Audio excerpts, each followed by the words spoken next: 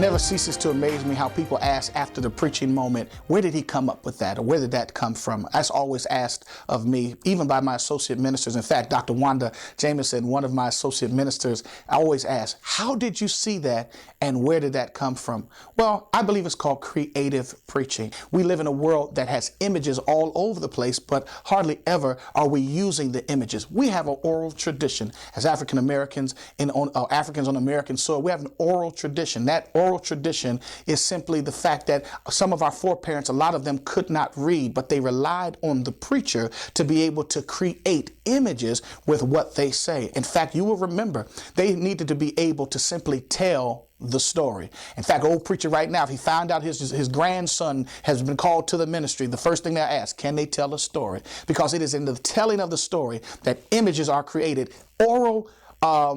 Your oral artist, with what you're speaking, you begin to paint a mosaic on the minds of the people. And that's what imagery is. And that's what we ought to be able to do. Well, how do you do it? I'm glad you asked. I talked about it in another video. Free association is a major part of creativity. I'll remind you what free association is in a minute, but let me share this. The biggest travesty of preaching is that preachers are messed up simply because they put blinders on and don't access the reservoir of knowledge that they have in their head. They think about Bible stuff and church language, and that's the only thing they think they can bring to the preaching task. However, if you do free association, what you will notice is that every joke, every movie, every song, every experience in your life is candidate for the message. I say it all the time to my preaching students, all is fair in love, war, and preaching. That means write down everything that pops into your mind,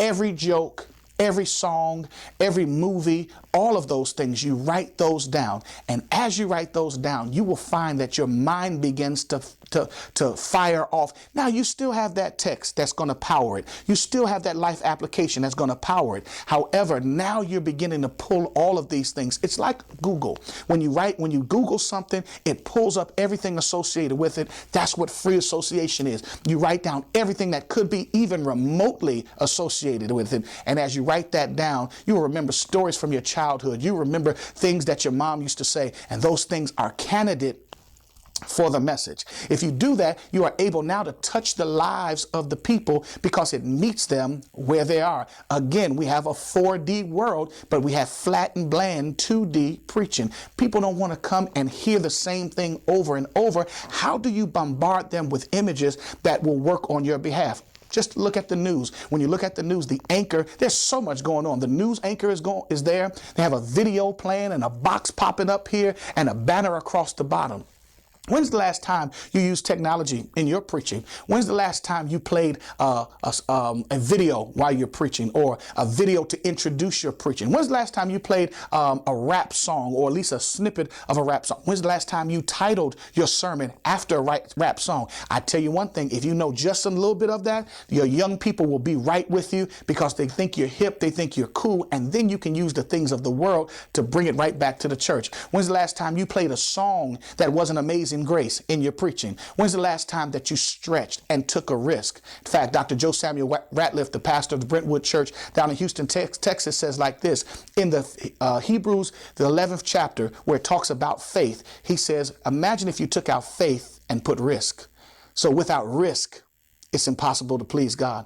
Without risking your preaching, it's not going to touch somebody. You want somebody to risk their life on Jesus, you have to risk your life preaching Jesus and risk yourself preaching Jesus, because if you do, it'll bless the lives of people. Free association is super needed if you're going to do creative preaching, and release yourself to your creativity. And I promise you will see the lives of people change, because they are looking for someone who's riskful enough to be creative enough to tell them about a God that risked his life, in fact, gave his life on a hill called Calvary. Keep preaching.